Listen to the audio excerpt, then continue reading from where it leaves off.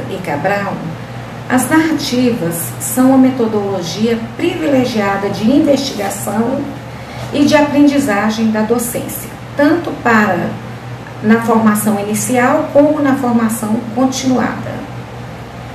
Por meio das narrativas, nós podemos tanto investigar um fato ocorrido, uma experiência, registrar aquela experiência para a posterior análise, como estamos também, ao mesmo tempo, tendo novos aprendizados, tendo novas representações para o nosso fazer docente.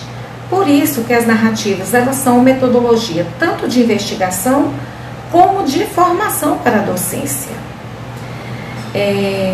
E essas narrativas, elas podem ser obtidas, como nós já falamos, de diversas formas.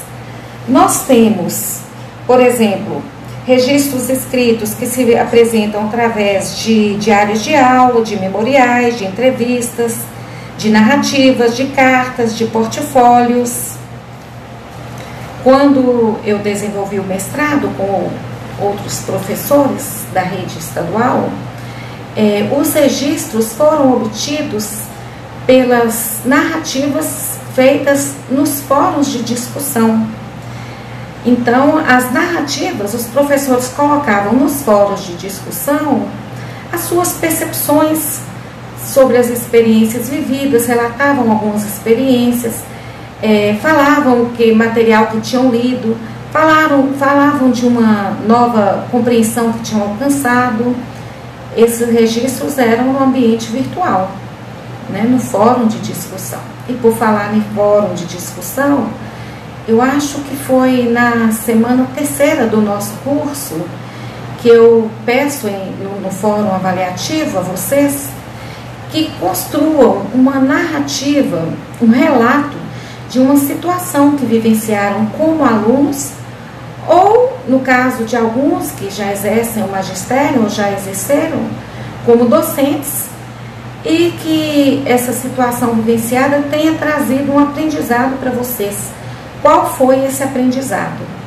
Então, na realidade, eu estou pedindo a vocês que construam essa narrativa e já iniciem uma análise, ainda que simples, da vivência que narraram. Esse é o processo de se tornar professor reflexivo. É o início do processo. Eu trago aqui para vocês, como exemplo também, uma narrativa de uma professora. Ela, no episódio, que eu vou ler um trecho, porque ele é longo, eu apresento apenas um trecho, ela havia solicitado aos alunos na aula anterior que levassem material para que eles pudessem desenvolver uma atividade. E aí o que aconteceu? Vamos ver no relato da professora. No dia seguinte, cheguei, organizei a sala e coloquei sob a mesa jornais e revistas, onde encontrei situações matemáticas. Também coloquei em uma pasta as 30 folhas com as propostas de narrativas para as crianças, que ia ser realizada logo após a intervenção. Assim que os alunos chegaram à sala, esperei todos se acomodarem e, após o bom dia, perguntei quem trouxe o desafio, conforme tínhamos combinado no dia anterior. Apenas 5 alunos levantaram a mão e, nesse dia, havia 25 alunos na sala. Uma decepção me abateu. Fiquei 1 minuto em silêncio, andando pela sala. Enquanto isso, passava-se pela minha cabeça uma leitura de Carl Rogers, que fiz no mestrado, e que dizia que o professor não deve usar máscaras, que não deve ser uma máquina, mas deve ser sincero ao demonstrar os seus sentimentos, sem culpabilizar o outro, mas mostrando o que ele sente. Daí surgiu minha reação: decidir ser transparente. Então, gente, olha que relato assim interessante. Nele, a professora conta o que aconteceu, mas conta também o seu sentimento. conta a reflexão que fez durante a vivência, o momento, durante o que estava acontecendo, a base de ensino que ela acessou para a sua reflexão. Naquele momento ela se lembrou de uma leitura que tinha feito no mestrado e que ajudou que ela tomasse naquele momento uma decisão. Conta qual foi a decisão. Então, revisitando esse passado, ela consegue ver tudo isso, de onde que veio essa postura, né? O que a embasou na tomada de decisão. É uma narrativa muito interessante. Ela continua, como eu falei, eu só trouxe para vocês uma parte, mas como tem aqui nas referências bibliográficas do slide que eu vou da nossa apresentação, vocês podem acessar depois, se quiserem. Assim, a narrativa, gente, é uma coisa boa da gente lembrar, ela não é a verdade literal dos fatos, mas antes é a representação que deles faz o sujeito, e dessa forma pode ser transformadora da própria realidade. Isso é verdade. Quando alguém narra um fato, ele coloca muito de si no fato narrado. Ele tem a sua forma de narrar, as suas palavras que fazem parte do seu repertório de conhecimento, as suas expressões, os seus gestos. No caso, se nós estivermos assistindo a um fato e 3 pessoas forem, por exemplo, narrar aquele fato separadamente, sem uma ter ouvido a outra, com certeza vão ser relatos diferentes.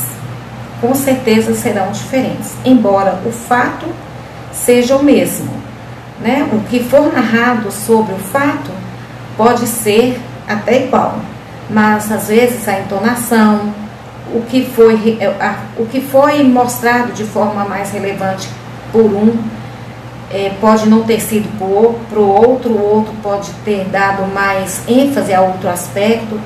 Enfim, a narrativa, como falou aqui, ela não é a verdade literal, ela é a interpretação do que foi vivenciado, é a representação, aliás, do que foi vivenciado, do que foi visto, do que foi observado. Então, em narrativas do tipo autobiográficas, como a história de vida, ou memória pedagógica, os casos de ensino, os diários, nós temos a oportunidade não só de relatar o fato, mas de nos expor, de expor os nossos pensamentos, os nossos sentimentos, as nossas escolhas. E isso que é o importante para revermos, para procurarmos transformações. Narrativas autobiográficas, no geral, elas encorajam a consideração de diferentes aspectos sobre o ensinar e o ser professor e permitem recuperar as influências de suas experiências passadas com a escola, o ensino, a aprendizagem, com as salas de aula e outros aspectos que se relacionam à profissão docente. Reconhecer ideias preconcebidas sobre o processo de ensino-aprendizagem, os alunos e a profissão docente. Configurar os vários campos de atuação docente e contextos de aprendizagem da docência. No caderno didático da disciplina, na página 45 até a página 48, vocês vão encontrar relatos que permitem identificar qual foi a fonte de uma aprendizagem da docência. Se foi a escola, se foi um ex-professor, se foi a vivência familiar. Vamos ver um relato, por exemplo, que nós temos aqui. Trouxe como exemplo para vocês.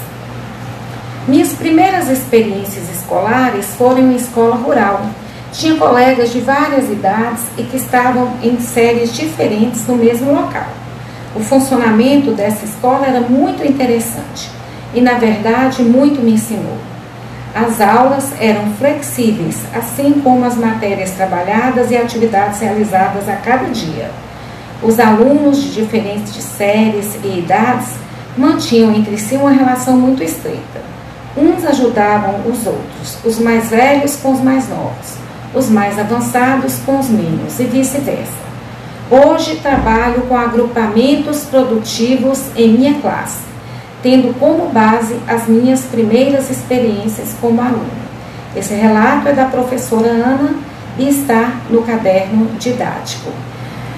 E ela conta nesse relato que a sua fonte da aprendizagem da docência, uma fonte relevante, foi essa escola, em que ela aprendeu como aluna, em trabalhar com alunos de séries e de idades diferentes e de conhecimentos, estágio de conhecimentos em fases diferenciadas, e como que isso influenciou o trabalho dela, né? Como ela conta que hoje trabalha com agrupamentos produtivos. Então, é um relato que mostra a fonte de aprendizagem da docência dessa professora. Até o nosso próximo vídeo.